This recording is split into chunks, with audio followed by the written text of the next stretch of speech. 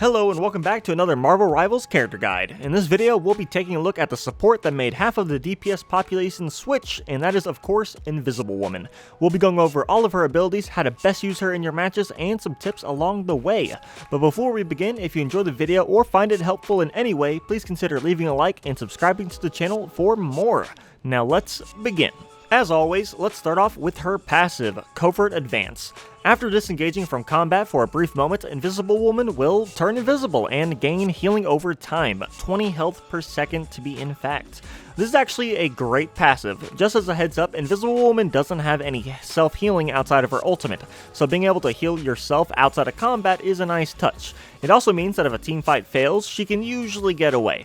After those brief few seconds outside of combat, she'll turn invisible, making it incredibly hard for enemies to find her, and she'll gain that healing over time, ensuring that she'll be ready to go once her teammates respawn and get back to her. Next, I actually want to cover her spacebar ability since it's kind of similar and works in tandem with her passive. It's called Veiled Step. When pressed the first time, she'll do a regular jump, but if you press it again, she'll do a double jump that actually turns her invisible. This is fantastic for getting away from anyone diving you in the backline. If an Iron Fist or say a Spider-Man gets onto you, just double jump away in a weird direction and try to be unpredictable. What they'll see is you jumping into the air and disappearing, making it really hard for them to track you down and keep the pressure up on you. The only exception for this is AoEs. If you double jump away but still get clipped by an AoE, you'll be revealed and the enemy can keep attacking you. So be mindful of when you can double jump and slip away, or when you should just save your double jump because you know a Star-Lord or a Squirrel is going to reveal you anyways. Now let's actually get into her abilities, starting with her primary fire, Orb Projection. When pressed, Invisible Woman will throw out an orb that both damages enemies and heals allies. The orb will travel a maximum distance of 30 meters, at which point it will turn around and come back to Invisible Woman.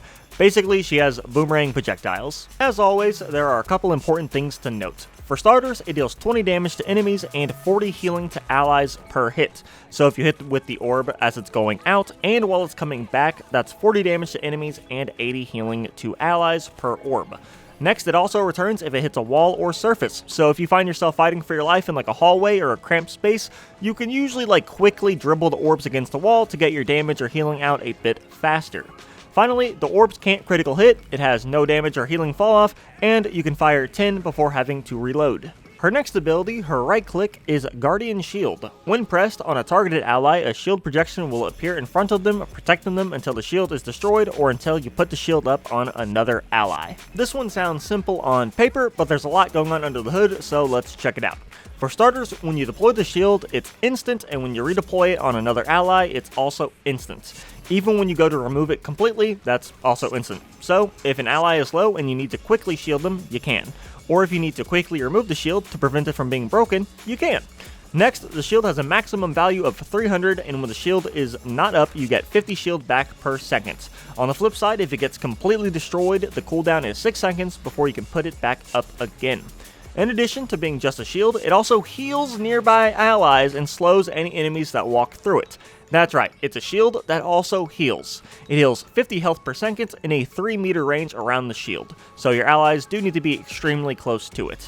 Then, if an enemy walks through the shield, they'll be slowed by 30% for 3 seconds, which can slow them down just enough for a teammate to catch them and take them out, or just prevent them from getting back to safety of their own team. Next, let's cover her shift ability, Psionic Vortex, which I'll just refer to as a vortex or the vortex from here on out so I don't have to yap as much. When pressed, Invisible Woman will send out an orb that will detonate, creating a vortex that pulls in enemies and damages them. As always, there are a couple important things to note. For starters, the vortex will detonate if it hits an enemy or terrain, or you can actually manually detonate it if you want it to be set in a certain spot or if you want it to be mid-air. Next, the range of the vortex is 5 meters, and the strength of the pull is based on how close to the center the enemy is. If they're near the center when it detonates, the pull force will be the strongest, and it gets weaker as they move towards the edges of the ability. On the flip side, if they're near the edge of the radius when it detonates, they won't get pulled that much and will be able to quickly get out of its range. Finally, it deals 35 damage per second, lasts for 4 seconds, and has a cooldown time of 12 seconds. Moving on to her E ability, Force Physics. When pressed, Invisible Woman will raise her arms and can decide to either pull or push any enemies in front of her in a line-shaped AoE. This is a great displacement tool for her, and honestly, one of my favorite of her abilities. As always though, there are some important things to note. For starters, no matter which option you pick, the ability will deal 55 damage, which is a pretty nice chunk. Next, the line-shaped AoE in front of her has a 1.5 meter radius and a range of 30 meters. The way I visualize this is basically by picturing a door-sized hitbox extending out 30 meters from her. Next, the options you have different ranges. So if you decide to pull, you'll pull any hit enemies 7 meters towards you. If you decide to push, you'll actually push them 12 meters away from you. So just keep in mind that the pull is a bit weaker, but 7 meters is still quite a bit and definitely enough to hold back an enemy for your team to confirm. And the push is 15 meters, which is more than enough to create some space for your team or to send some enemies flying off a ledge if they are lined up for it. Finally, we have her ultimate ability, Invisible Boundary. When pressed, Invisible Woman will summon a giant AoE. This will heal allies inside, make them completely invisible to anyone outside of the AoE, and slow any enemies that walk inside. I'm just let y'all know right now, this ultimate is insane and can absolutely win team fights for you or save your entire team in a pinch. So let's get to the numbers. The AoE has a 10 meter radius and a 40 meter height, so flying characters can be up quite high but maybe not to the top of the skybox. Next, the ability heals allies for 165 health per second, and enemies are slowed by 55% while in the ultimate's radius. Finally, the ultimate lasts for a total of 8 seconds, which means you can do a total of 1,320 healing per ally if they're in the radius for its full duration. Now that we know what her abilities are and how they work, how can we best use them in our matches to protect our team and keep them alive through our healing? I think what separates a good Invisible Woman from a bad one is positioning. A lot of her abilities have different shaped AoEs, and I think how you play her depends on where you are. Let's start with her primary way of healing, her primary fire. Since they boomerang and actually come back when fired out, you should be positioning yourself behind your team and lining yourself up with them, so you're actually healing multiple allies at once. You can also strafe left or right after firing out an orb to slightly curve the projectile as it's coming back. Use this to hit as many allies as possible, and honestly, since your teammates are going to be moving around so much anyways, this really helps with actually hitting them. Odds are if you're just sitting still and just firing in a straight line, your allies are actually going to move out of the way of your heals while trying to strafe and dodge enemy fire. So if your team is moving around, you should be too. And remember, your projectiles not only pierce to heal your allies, they also pierce and hit enemies. So if your team is being aggressive and actively pushing, you can be behind them, healing all of your allies in front of you, but also damaging all the enemies in front of them. In a lot of these pushing situations, you're going to easily be able to hit enemies twice with one orb, and that 40 damage per orb is going to add up and really help your team. It's easy for Invisible Woman to both heal her allies and damage her enemies at the same time, so try to get as much value as possible out of each orb you throw out. This has made it easier due to how much power over positioning she has. She has two different abilities that can control where the enemies are. You can use the Vortex to pull in a fleeing enemy to ensure a kill, or you can use the Vortex's pull to keep an enemy in an ally's AoE. I mean, off the top of my head, you can keep them in a Moon Knight ult, Neymar ult, or Penny ult, or you can keep them from running away and getting out of range or to cover from a Storm ult, Star-Lord ult, or a Scarlet Witch ult. On top of that, you have a push or pull with force physics. You can use the pull to do the same things you can with the Vortex. You can even use this after you use the Vortex for 2 pulls back to back, really just keeping someone from getting away from your team or from getting out of an AoE. The push can be used for a lot of different reasons as well. The obvious and most fun use is to push the enemy team off of a cliff, which if you're on a map and they're lined up for it, I mean, please just go for it and secure those easy KOs for your team. But you can also use it to get enemy divers off of you and your backline or to create space for your team. If an Iron Fist is messing you up, push him off of you and use your double jump, Veiled Step to become invisible. This will usually get them off of you because they'll have no idea where you went and usually they'll have a hard time looking for you. And by that time, you can ping or make a call out for your team and hopefully someone will peel for you and distract them and just get them off your case. Or if you're trying to take the point, you can push the enemy team off of it so your team can move up and take that space, allowing them to take up good positions on point and forcing the enemy team on the back foot. Then, finally, you can use it to just make distance to save a teammate. If a teammate is low and actively running away from an enemy, quickly push the enemy back to create space before you start healing your ally back up. This gives your teammate space to break the line of sight so they can't be damaged anymore, and by pushing the enemy back, it may scare them into giving up on the chase because instead of going after one low enemy, they're now going against a healed enemy with a healer on them, so they might be a little dissuaded to push any further for that KO. On top of all this, she has Guardian Shield, which I think is one of her harder abilities to use. The shield only has 300 durability, which can be broken fairly quickly, but the healing the shield provides is extremely strong. So the key is to have it out as much as possible, but without having it break, so you don't have to wait for that full 6-second cooldown. For this reason, try not to use it while the entire enemy team is in front of your tank. You should definitely use it on your tank and pair it with your primary fire to quickly get them back up, but use it wisely. If you throw it in front of your tank and the entire enemy team is already shooting at them, they're going to break it instantly and it's going to get no value.